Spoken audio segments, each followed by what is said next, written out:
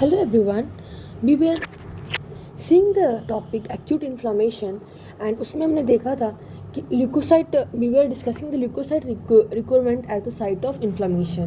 इसमें हमने देखा था कि कैसे ल्यूकोसाइट एंडोथेलियम से पहले अडेयर होते हैं और उसमें क्या क्या रिक्वायरमेंट्स होते हैं जैसे सेलेक्टिव इंटेग्रिन ये सब हमने देख लिया था.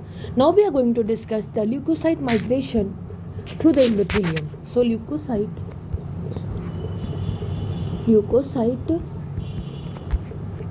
migration through endothelium.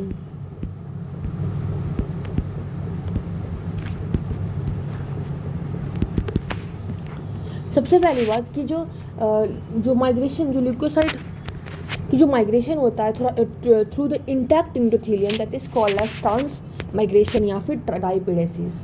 तो इन द ल्यूकोसाइट अभी क्या क्या चल रहा था ल्यूकोसाइट रिक्रूटमेंट. तो in the leukocyte recruitment step in the leukocyte recruitment step अब क्या होगा migration of the leukocyte through the intact endothelium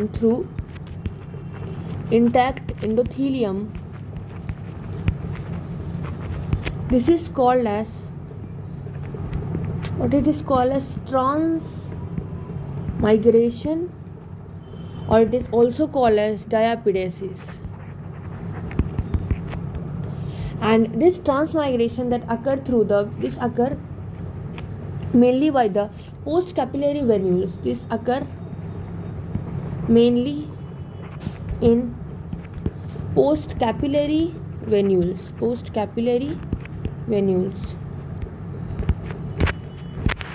क्या होता है जो ल्यूकोसाइट होता है जो कि सट गया है एंडोथेलियम से उस पर से कीमोकाइंस उस पर एक्ट करता है और उसको स्टिमुलेट करता है उस सेल को कि वो माइग्रेट करे through the inter endothelial gaps. Okay किधर जहाँ पे इंजरी हुआ है towards the site of infection. Okay जहाँ से कीमोकाइंस प्रोड्यूस्ड हो रहे हैं. ओके तो सब so here we will write कि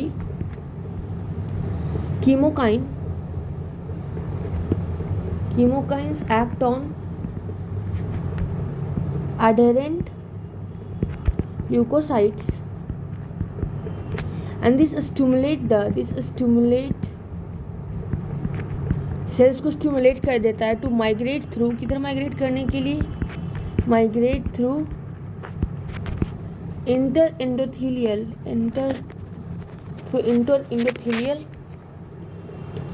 gaps through concentration gradient.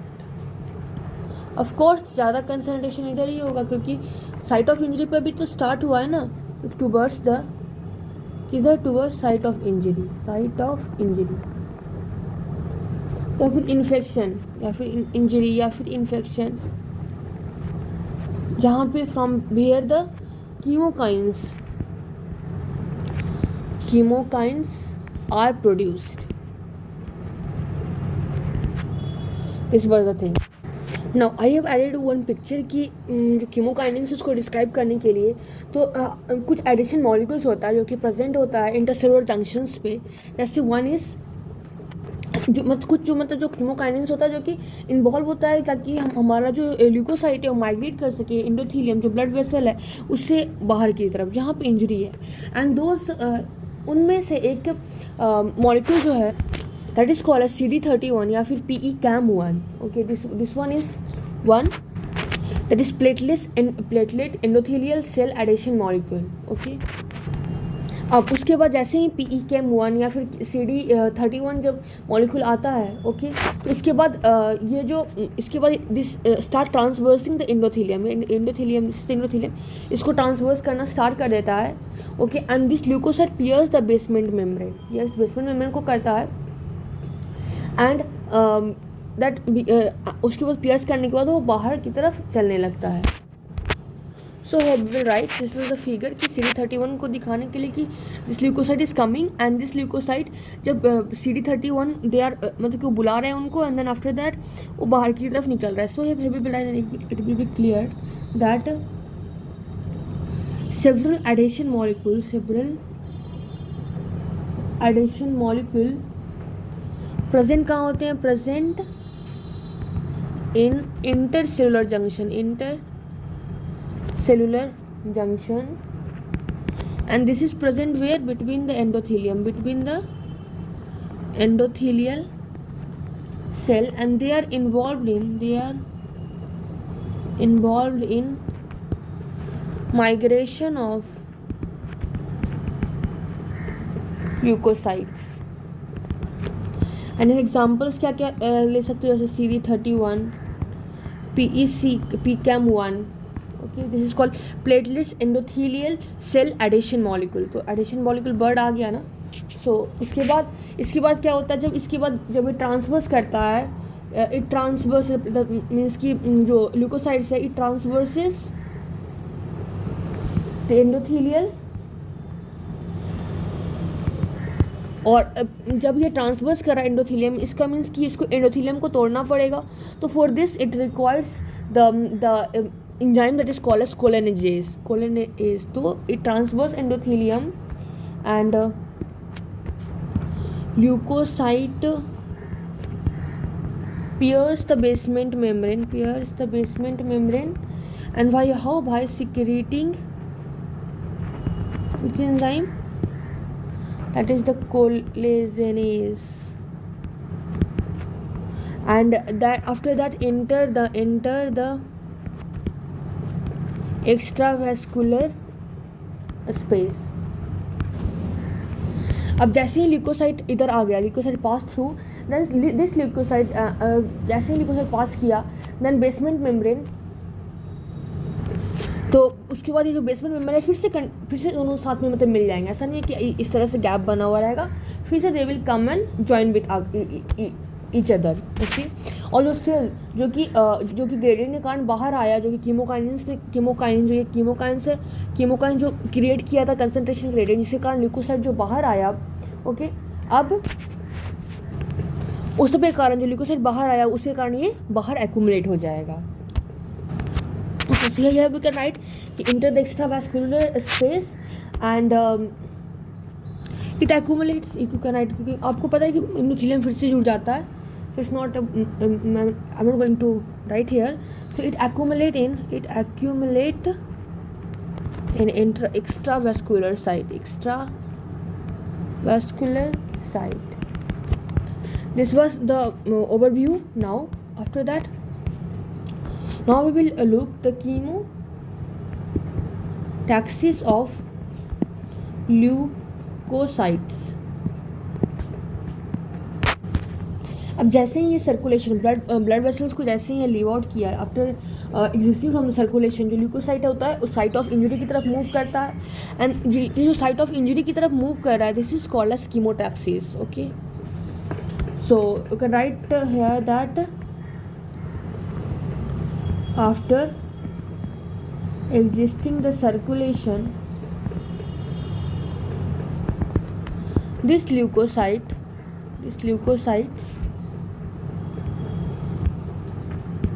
move in tissue towards the site of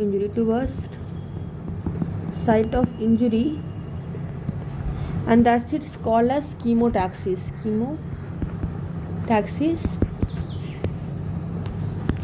And for chemotaxis, the things required are the chemoattractant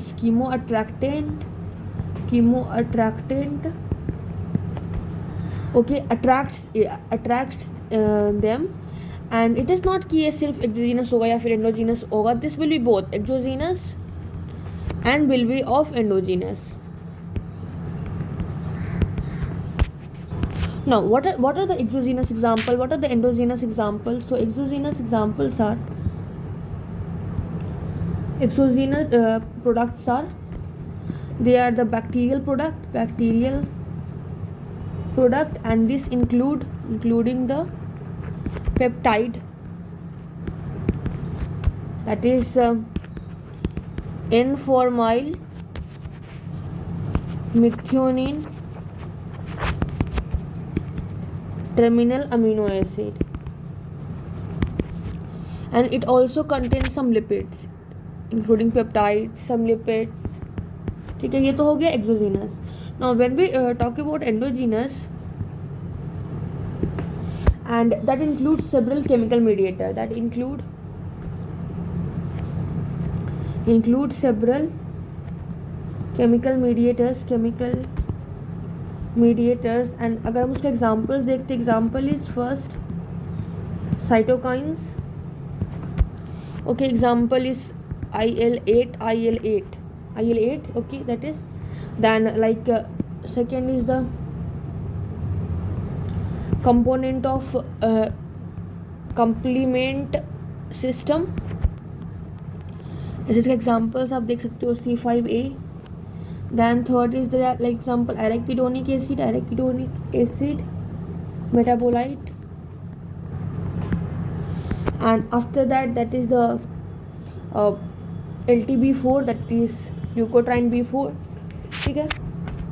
after ये जितने भी केमिकल मीडिएटर्स होते हैं वो सारे के सारे क्या करते हैं, this all the chemotactic agent this bind to, किस पे बाइंड करते हैं, specific 7, that is 7 transmembrane G protein coupled receptor पे सारे के सारे बाइंड करते हैं. Where on the surface of leucocyte,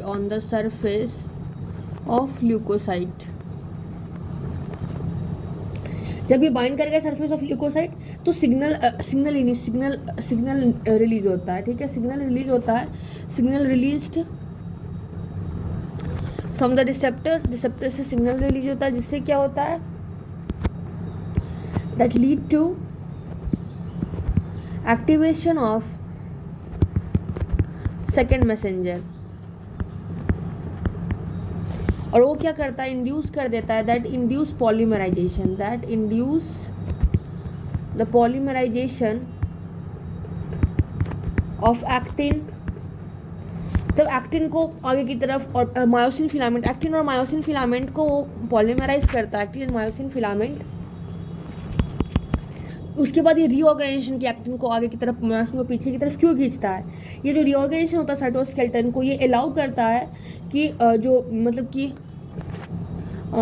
इसे एक्सटेंड करने को अपने फाइलोपोडिया को. और उससे क्या होता है कि जैसे ऑटोमोबाइल गाड़ी की तरह, व्हील्स की तरह, ये जो ल्यूकोसाइट्स होते हैं वो आगे की तरफ बढ़ते हैं. तो इससे फिर क्या होता है, the net result, what result in, and after that the net result is that the leukocyte migrate in the direction of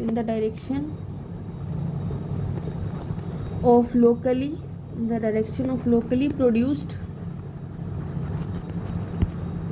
chemoattractant.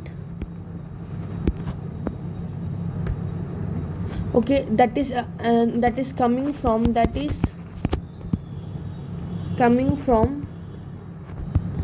site of inflammatory stimulus. Okay, so this was the thing.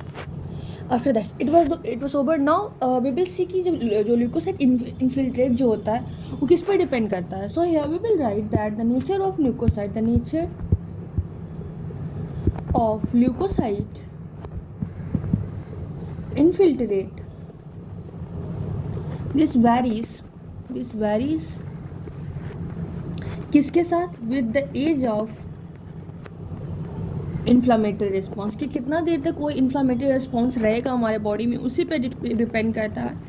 and the type of stimulus.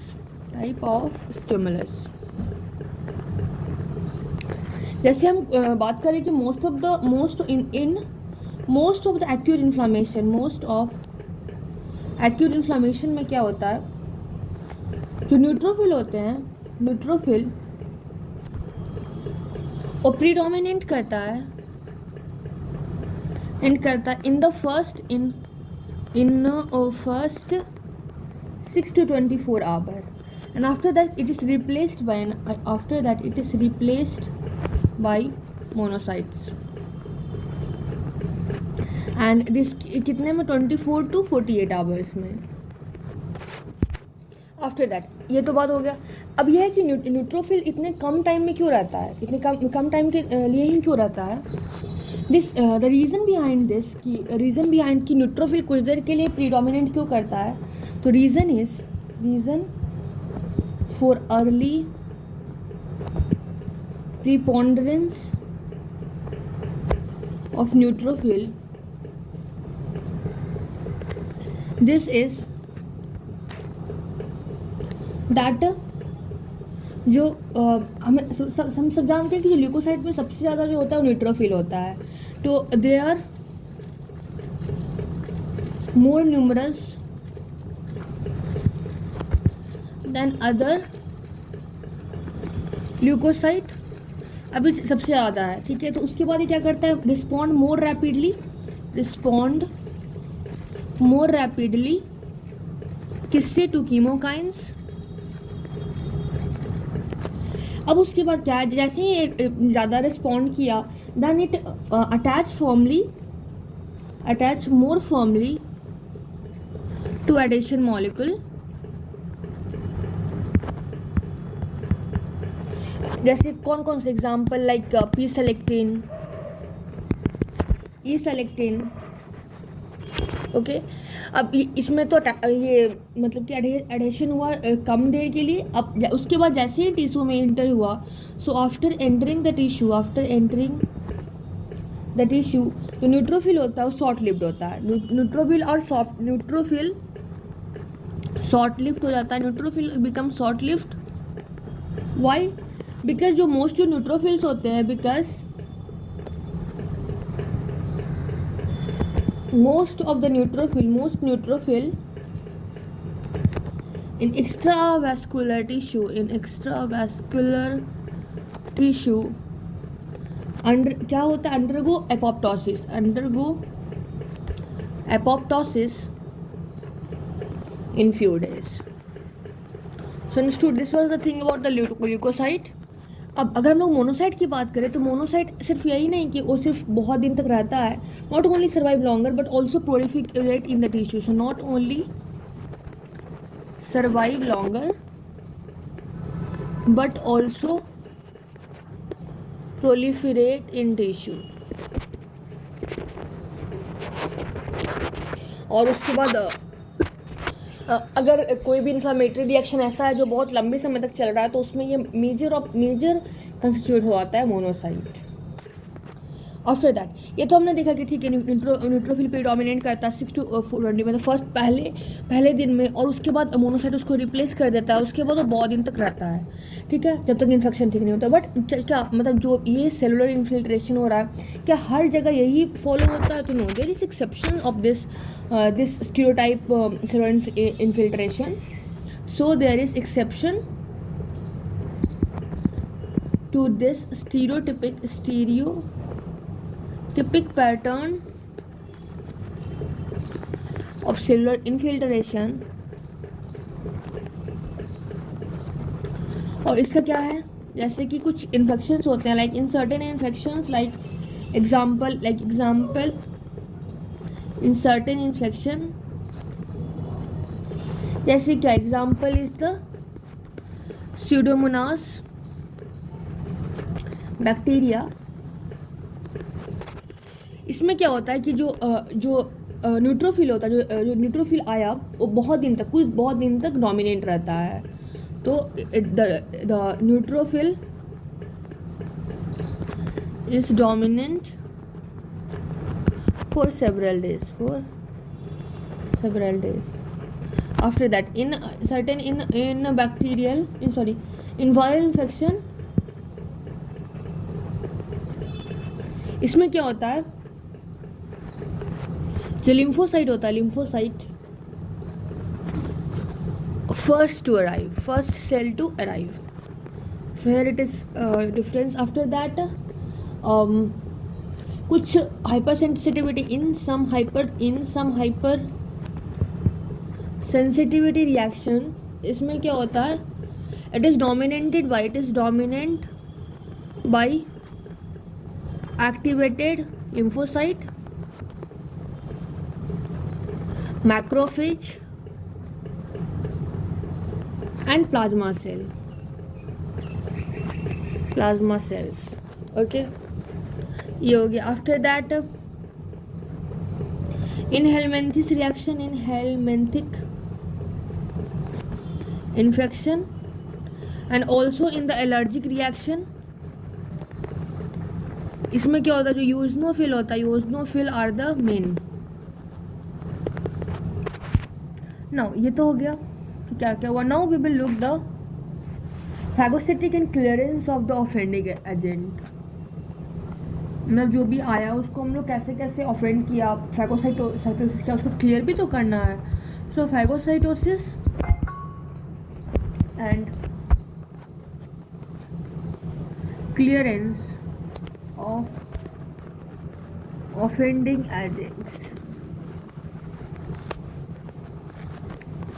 The first thing we will see here that is the कि जो two major phagocytes है, two major phagocytes, they are neutrophil and macrophage। ये जो दोनों macrophages है, इसमें लोग देखेंगे कि इसका फंक्शनल प्रॉपर्टी सेम है, बट ये बहुत अलग अलग तरह से डिफर भी करता है। सो फर्स्ट वी विल देखेंगे कि ल्यूकोसाइट एक्टिवेशन किसको बोलते हैं। सबसे पहले will see leukocyte activation. In this we will look that कि जो रिकॉग्निशन ऑफ माइक्रोब्स या फिर डेड सेल, ये क्या करता है, इंड्यूस कर देता है। This induce several response in leukocyte and this is called as leukocyte activation. After that ये एक्टिवेशन फिर कैसे होता है, एक्टिवेशन बेसिकली कैसे होता है, तो एक्टिवेशन मतलब कि ल्यूकोसाइट में कुछ चीज़ ट्रिगर होता है जिसके कारण एक्टिवेशन होता है। तो we will look that activation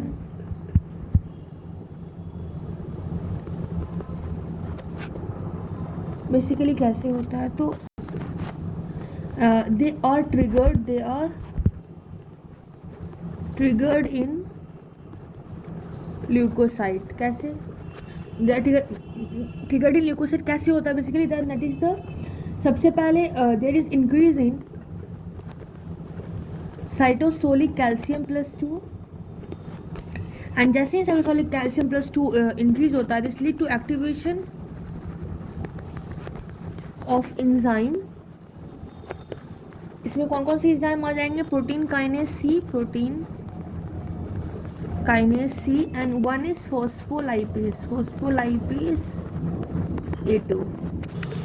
And after the activation of the enzyme, this is the most important factor for the destruction of microbes and other offenders like phagocytosis and intracellular killings। So यहाँ पे important for destruction of microbes and intracellular killing।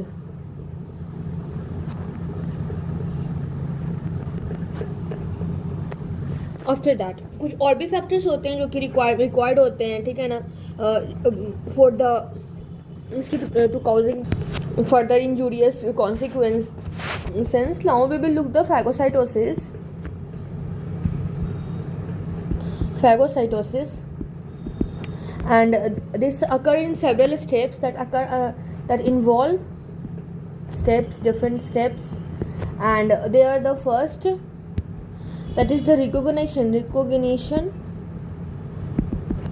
and attachment of particle to be ingested by the leukocyte। Means कि सबसे पहले क्या होता है कि जो ल्यूकोसाइट होते हैं वो रिकॉग्नाइज करते हैं, उसके बाद अटैच करते हैं पार्टिकल्स को जो कि ल्यूकोसाइट को इंजेस्ट करना है। दूसरी स्टेप में क्या होता है, वो इनगल्ब करते हैं, so इनगल्वमेंट,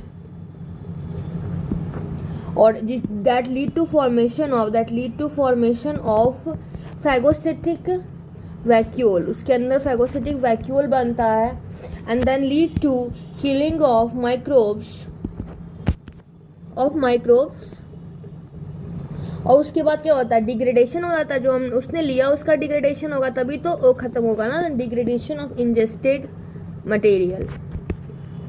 now we will look each of every one कि कैसे कैसे क्या क्या होता है इन द डिटेल्स। सबसे पहले we will look the first is the phagocytic receptor. First is phagocytic receptor, ठीक है। सो कौन कौन से ऐसे रिसेप्टर है जो माइक्रोब्स होते हैं उनको पकड़ता है और उसको इंजेस्ट करने में हेल्प करता है, because the first step is the recognition and attachment of particle to be ingested by microbes. तो उसके लिए जो रिसेप्टर्स जो हेल्प करते हैं they are the mannose receptor, then that is the scavenger receptor. This you have to remember, Mannose receptor, scavenger receptor.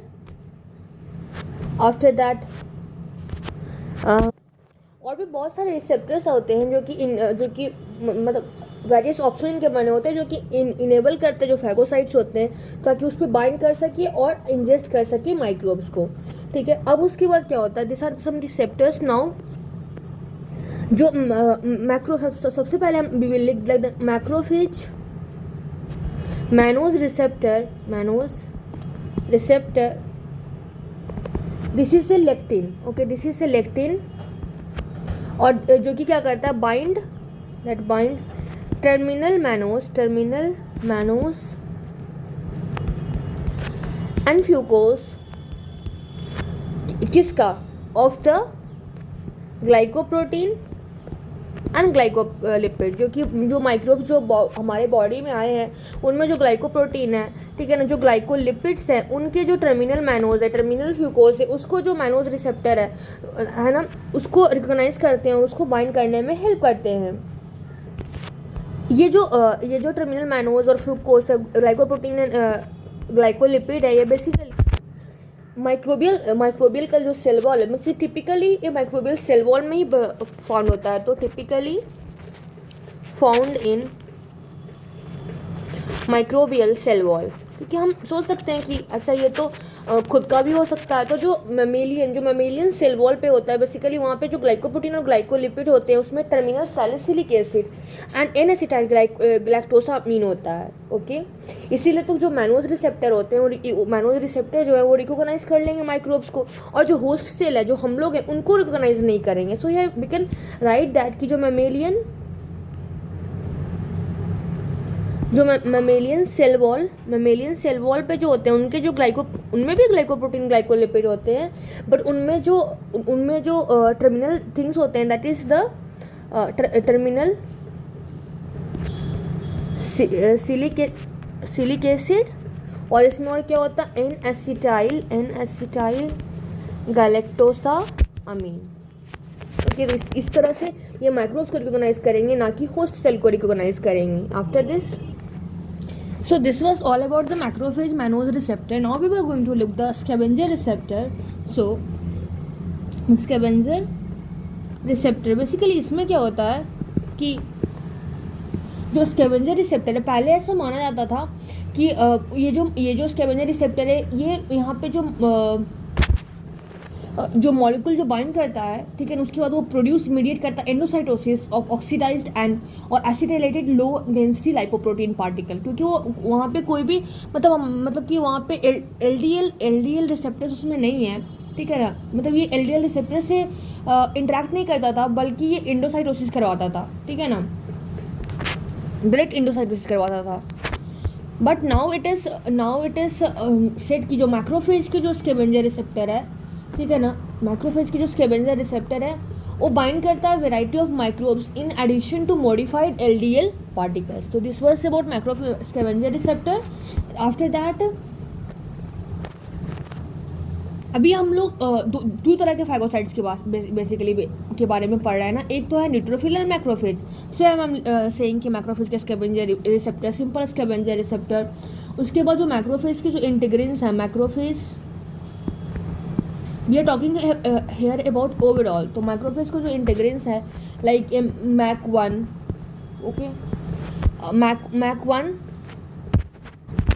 Means that is the CD11B and CD18. ये bind करता है माइक्रोब्स से. Bind microbes किसके लिए? For phagocytosis. For phagocytosis. अब इसके बाद जो हमारा जो फैगोसाइटोसिस है उसका एफिशिएंसी हमें सब पता है कि इसका एफिशिएंसी तभी बढ़ता है जब उस पर कुछ कोट होता है. So here we will write कि the efficiency of phagocytosis is greatly enhanced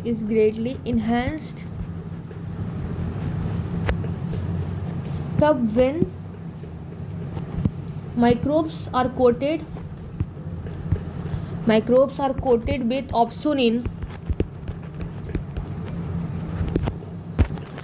ठीक है. तो बेसिकली जब ऑप्शन से कोट हो जाता है तो जो हमारा फैगोसाइट्स है ना उसके पास बहुत हाई एफिनिटी रिसेप्टर्स होता है. तो opsonin for which the phagocyte express high affinity receptors. तो अब हम जानेंगे कि ऐसा ऑप्शनिन्स कौन कौन से हैं जिसके कारण ये सब होता है. तो जो मेजर ऑप्शनिन आर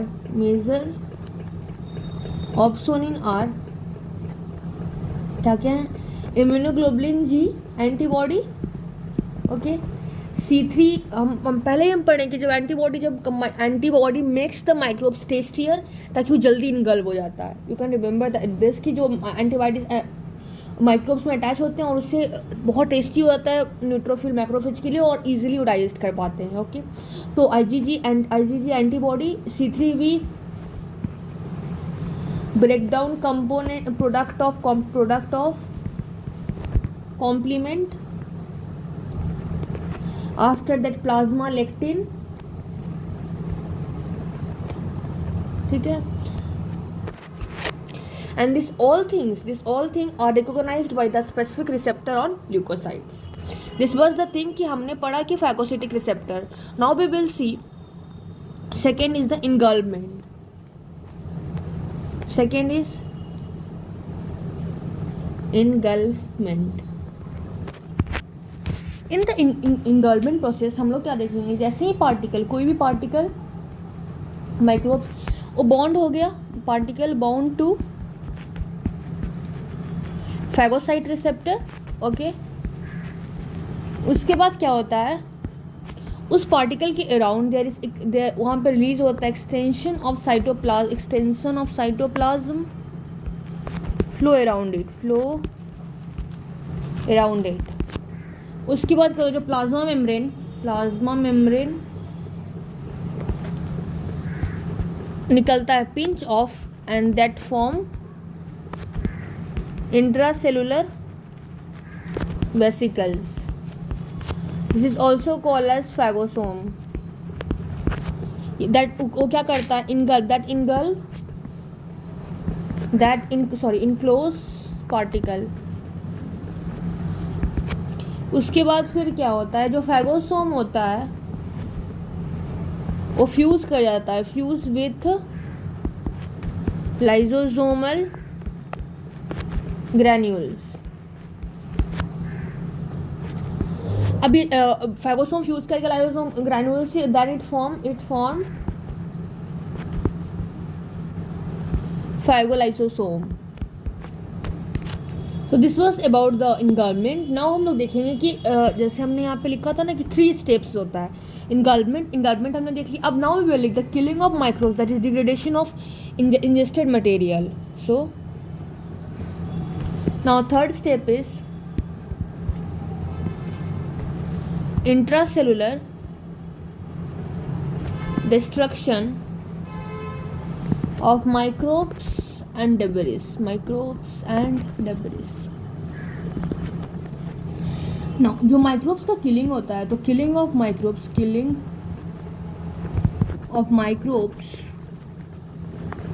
ये क्या होता है? एक्कम्प्लिस्ड होता है. This is accomplished by reactive oxygen species ROS okay, और RNS रिएक्टिव नाइट्रोजन स्पीसीज, ठीक है।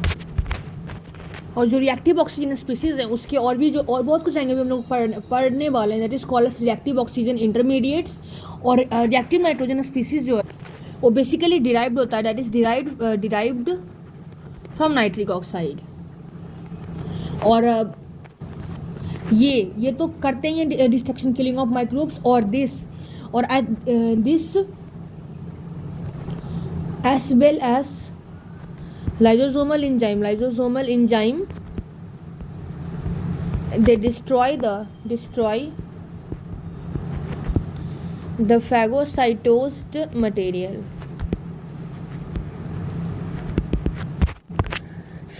So here मैंने दो पिक्चर्स ऐड किया है, जैसे इनकी phagocytosis and intracellular destruction of microbes, okay.